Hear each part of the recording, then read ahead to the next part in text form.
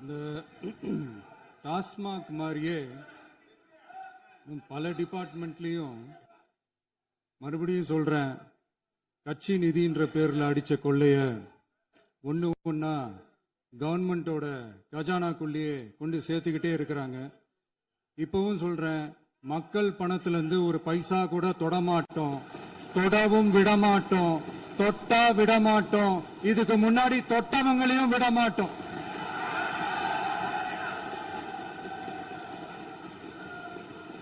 ஒவ்வொரு ஊழலா வெளியில வரும் போலயே ஒவ்வொரு வேஷமா கலைஞ்சிரும் போலயே இங்க இருக்கிற நிறைய பேரு நடுங்கி போய் இதுல நம்ம மேல அவதூறு வேற. இப்ப புதுசா ஒரு வெப்பன் ஒண்ணு கொண்டு வந்திருக்காங்க. அது என்ன தெரியுமா? அவங்க தயவால தான் நம்ம ஆட்சி நடக்குதான். மக்கள் தயவால இந்த ஆட்சி நடந்துகிட்டு இருக்கு. மனசாட்சி உள்ள சக்திகளோட ஆதரவால இந்த ஆட்சி நடந்துகிட்டு இருக்கு. நாங்க தான் அனுப்பி வச்சோம் அப்படின்றாங்களே. அனுப்பி வச்சவங்களுக்கு மினிஸ்ட்ரியில இடம் கொடுத்தா ஏன் கதறீங்க? ஏன் இவ்வளவு கோவம்? ஏன் இவ்வளவு கதறல்ஸ்? இதுல இன்னொரு முக்கியமான விஷயம், மார்க்சிஸ்ட் கம்யூனிஸ்ட் கட்சி நமக்கு ஆதரவு கொடுத்தது சுயேட்சையா எடுத்த முடிவுன்னு சொல்றாங்க. அதே மாதிரி இந்திய கம்யூனிஸ்ட் கட்சி நமக்கு ஆதரவு கொடுத்தது சுயேட்சையா எடுத்த முடிவுன்னு சொல்றாங்க. இதுல எங்க இருந்து நாங்க தான் அனுப்பி வச்சோம்னா புரியலையே. மக்களுக்கு நல்லா புரியும், எல்லாத்தையும் தெளிவா பார்த்துக்கிட்டு இருக்கிறாங்க.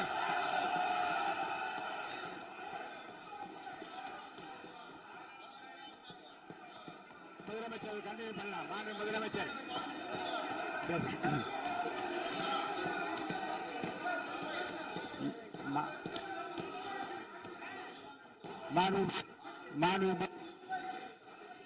முதலமைச்சர் கண்டினியூ பண்ணலாம். நீ கண்டினியூ பண்ணலாம்.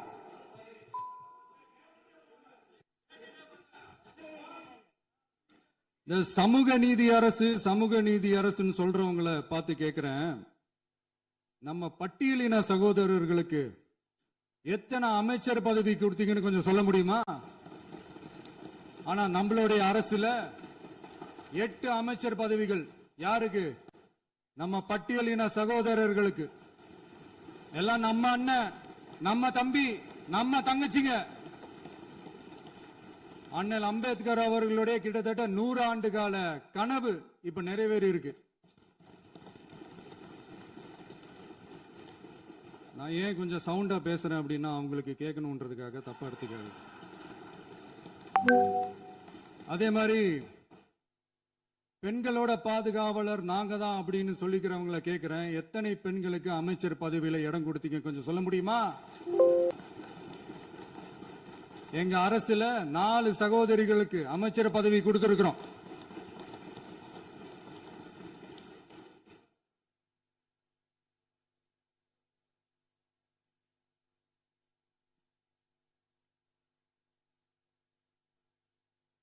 அதனால மக்களால் நிராகரிக்கப்பட்டு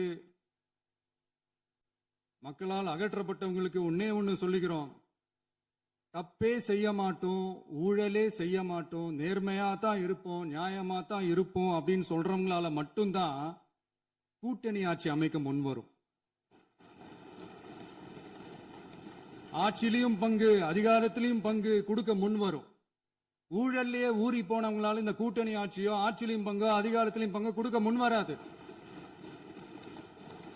மெஜாரிட்டி இருந்தாலும் தரமாட்டாங்க, மெஜாரிட்டி இல்லைனாலும் தரமாட்டாங்க. கேட்டா ரெடிமேடா ஒரு பதில் ஒண்ணு வச்சிருப்பாங்க, கூட்டணி ஆட்சியை மக்கள் விரும்ப மாட்டாங்கன்னு. அதே மக்கள் தான் இப்ப அவங்கள பார்த்து சிரிக்கிறாங்க. நான் பதவி ஏத்த அன்னைக்கு கொஞ்சம் டைம் அவகாசம் கேட்டேன். எதுக்கு கேட்டேன்? நிதி நிலைமைலாம் கொஞ்சம் மோசமா இருக்குது, அதெல்லாம் கொஞ்சம் சரி செஞ்சுக்கிட்டே படிப்படியா கொஞ்சம் கொஞ்சமா நான் கொடுத்த வாக்குறுதிகள்லாம் செயல்படுத்துவேன், அதுக்காக கொஞ்சம் டைம் அவகாசம் கேட்டேன். நான் ஏதோ வேற எதுக்காகவோ வேற யாருக்காகவோ ஏதோ அவகாசம் கேட்ட மாதிரி. அடுத்து இங்க சபையில இல்லாதவங்களை பத்தி பேச வேண்டாம்னு நினைக்கிறேன்.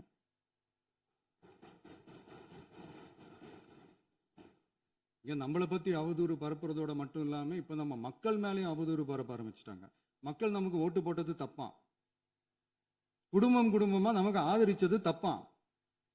இது இப்ப இல்ல, நான் சொல்றது எம்ஜிஆர் அவர்கள் காலத்திலிருந்தே. அப்பவே அவர் ஜெயிச்சப்போ அதே மக்களை தப்பு தப்பா பேசுறது. மக்கள் என்ன பண்ணிட்டாங்க, எம்ஜிஆர் என்ன பண்ணிட்டாரு, எம்ஜிஆர் என்ன இது பண்ணிட்டாரு. 50 வருஷமா ஒரே டெக்னிக்கா.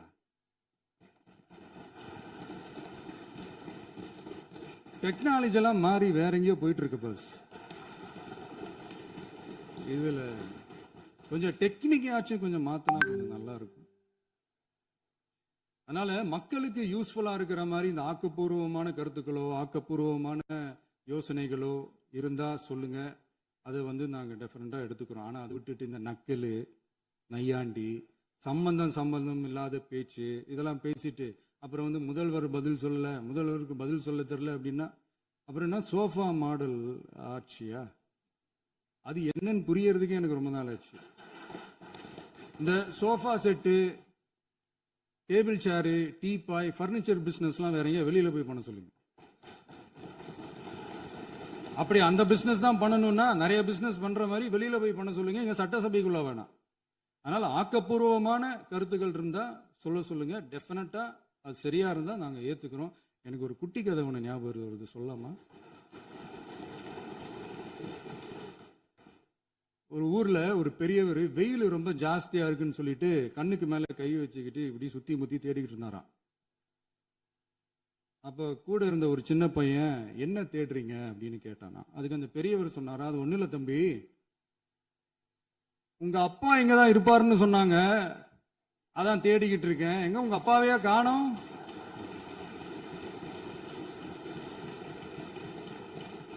இல்ல அந்த எங்களுக்கும் நக்கலா நையாண்டியா சம்பந்தம் இல்லாத குட்டி கதை இதெல்லாம் எங்களுக்கும் பேச தெரியும்.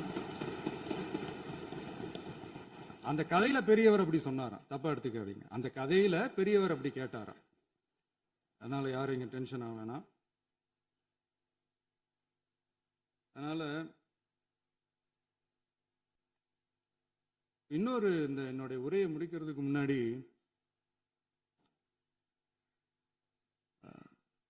போயிட்டாங்க, பேசலாமா? உங்க கருத்துக்களை நீங்க முழுமையாக மன நிறைவோடு பேசலாம். டிவியில பார்ப்போம். சரி, அதான் 5 நிமிஷம் பேசுனதுக்கே கொலத்தூரி இந்த ஆட்டம் அடிச்சு பேசுனா அப்புறம் என்ன பண்றது? கடைசியா நான் இந்த உரையை முடிக்கிறதுக்கு முன்னாடி ஒரு முக்கியமான ஒரு விஷயம் பத்தி சொல்லணும். ஆளுநர் உரை அன்னைக்கு இந்த தமிழ் தாய் வாழ்த்துக்கு அப்புறம் தேசிய கீதம் பாடினது தப்பு, தேசிய கீதம் 2 முறை பாடினது தப்பு, அப்படி ஒரு நிகழ்வு இதுக்கு முன்னாடி இந்த சட்டசபையில நடந்ததே கிடையாது, அந்த மரபையே மாத்திட்டீங்க, இப்படி ஒரு பெரிய ஒரு போர் மாதிரி எதிர்கட்சி சார்ந்தவங்க எல்லாம் சொன்னாங்க இல்லையா? அந்த மாநில உரிமை போராளிகளை, அந்த மரபு காக்கிற உரிமை போராளிகளை ஒரே ஒரு கேள்விதான் கேட்கணும். 2021 ஆகஸ்ட் 2 ஞாபகம் இருக்கா? Centenary celebration of Tamil Nadu legislature. அந்த ஃபங்க்ஷன்ல நம்ம முன்னாள் முதலமைச்சர் கருணாநிதி அவர்களோட சாரி கலைஞர் அவர்களுடைய கலைஞர் அவர்களுடைய புகைப்படத்தை மாண்புமிகு குடியரசுத் தலைவர் திறந்து வைக்கிற ஒரு ஃபங்க்ஷன். அந்த ஃபங்க்ஷன்ல national anthem followed by Tamil Thai Vazhthu அப்படின்னு அறிவிச்சது ஞாபகம் இருக்கா? அதாவது தேசிய கீதத்துக்கு அப்புறமா 2வது முறையா, நோட் திஸ் பாயிண்ட் மாண்புமிகு பேரவைத் தலைவர் அவர்களே, பிளீஸ் நோட் திஸ் பாயிண்ட்.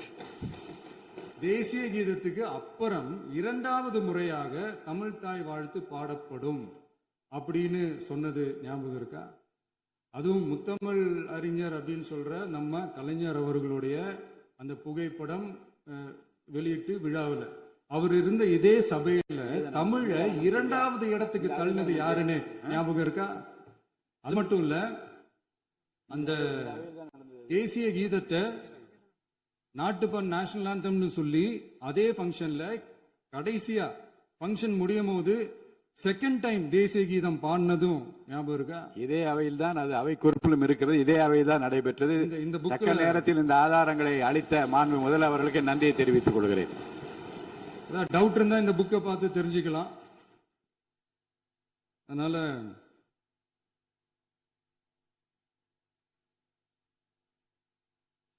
இதெல்லாம் கேட்டா என்ன சொல்லுவாங்கன்னா, அது ஜனாதிபதி கலந்துகிட்ட ஃபங்க்ஷன், அதெல்லாம் அப்படிதான், அதெல்லாம் கண்டுக்க கூடாது அப்படின்னு சொல்லுவாங்க. இதே மாதிரிதான் பேசுறது ஒண்ணு, செய்யறது ஒண்ணு, செய்யறது ஒண்ணு, பேசுறது ஒண்ணு. இதெல்லாம் மக்கள் பார்த்துக்கிட்டு இருக்காங்க. எலெக்ஷனுக்கு முன்னாடி தான் அப்படி செஞ்சுக்கிட்டு இருந்தாங்க. இப்போ எலெக்ஷனுக்கு அப்புறம் அதே தான் செய்யறாங்க. இந்த விஜயையும் சாமானியர்களின் உண்மையான சமூக நீதி அரசையும் அவமானப்படுத்துறதுக்கு தான் அவங்களோட அந்த பொலிட்டிக்கல் சீனியாரிட்டி அது பயன்படுத்துது போல. சரி, செய்யட்டும் செய்யட்டும், நல்லா செய்யட்டும். இப்போ ஆனாலும் நம்மளுடைய மாநில உரிமை, மொழி உரிமை, உத்தம உத்தரர் போல வேஷம் போடுற எதிர்கட்சிக்கு ஒன்றை மட்டும் ஆணித்தரமாக சொல்றோம். உங்களை மாதிரி தமிழ் தமிழ்னு சொல்லிக்கிட்டு, மொழி, பண்பாடு, கலாச்சாரம்னு சொல்லிக்கிட்டு ரெட்டை வேஷம் போடுறவங்க நாங்க கிடையாது. உலகெங்கும் வாழும் என் தமிழ் சொந்தங்களுக்கு நம்முடைய உத்தரவாதம் தமிழ் தான் எங்க உயிர் நாடி அப்படின்றத மறக்க மாட்டோம்.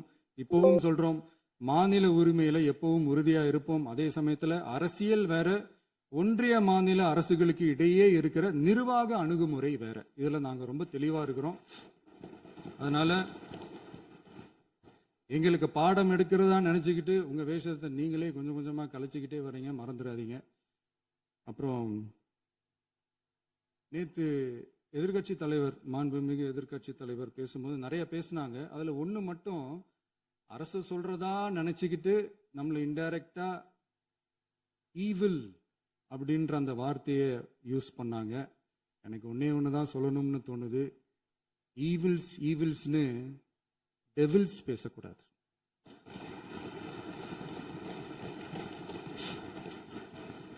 அவங்க இருந்திருந்தா ஒரு ஆக்ஷன் பண்ணணும்னு எனக்கு தோணுச்சு. எல்லாரும் போயிட்டாங்க. பர்மிஷன் பண்ணலாமா? இப்பவும் பண்ணலாம், ஒன்றும் தப்பு இல்லை.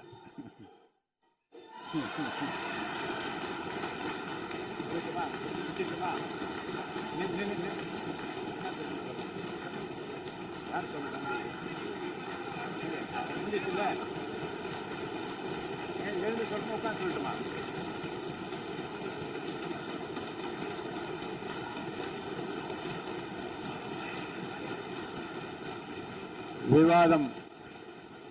விவாதம் முடிவுற்றது. மாண்புமிகு உறுப்பினர்கள் முன்மொழிந்த திருத்தங்கள் வலியுறுத்தப்படுகின்றனவா என்று அறிய விரும்புகிறேன். மாண்புமிகு உறுப்பினர்கள் முன்மொழிந்த திருத்தங்கள் அனைத்தும் பேரவையின் அனுமதியில் திரும்ப பெறப்படுகின்றன. 2026 ஆண்டு ஜூன் திங்கள் 18ஆம் நாளன்று சட்டமன்ற பேரவைக்கு மாண்புமிகு ஆளுநர் அவர்கள் ஓந்தளித்த பெருரைக்கு தமிழ்நாடு சட்டமன்ற பேரவை உறுப்பினர்கள் பெரிதும் நன்றி உடையவர்களாவர் என்று மாண்புமிகு பேரவை துணைத் தலைவர் திரு மு. ரவிசங்கர் அவர்களால் 19/6/2026 நாளன்று முன்மொழியப்பெற்ற தீர்மானம் பேரவையின் முடிவுக்கு விடப்படுகிறது. ஏற்போர் ஆம் என்க, மறுப்போர் இல்லை என்க. ஏற்போரே அதிகம் என்று கருதுகிறேன். ஏற்போரே அதிகம். தீர்மானம் நிறைவேறியது. அரசினர் தீர்மானம். பேரவை மீண்டும் கூடும் நாள் குறிப்பிடப்படாமல் ஒத்திவைக்கப்பெறும் தீர்மானம். மாண்புமிகு பேரவை முன்னவர் அவர்கள். மாண்புமிகு பேரவைத் தலைவர் அவர்களே, பேரவை விதி 25(1) கீழ் 1 படி பேரவை மீண்டும் கூடும் நாள் குறிப்பிடப்பெறாமல் ஒத்திவைப்பு பெறலாம் எனும் தீர்மானத்தை மொழிகிறேன். மாண்புமிகு பேரவை முன்னவர் அவர்களின் தீர்மானம் பேரவையின் முடிவுக்கு விடப்படுகிறது. ஏற்போர் ஆம் என்க, மறுப்போர் இல்லை என்க. மறுப்போரே இல்லை என்று கருதுகிறேன். மறுப்போரே இல்லை. தீர்மானம் ஒருமனதாக நிறைவேறியது. பேரவை மீண்டும் கூடும் நாள் குறிப்பிடப்பெறாமல் ஒத்திவைக்கப்படுகிறது. வணக்கம்.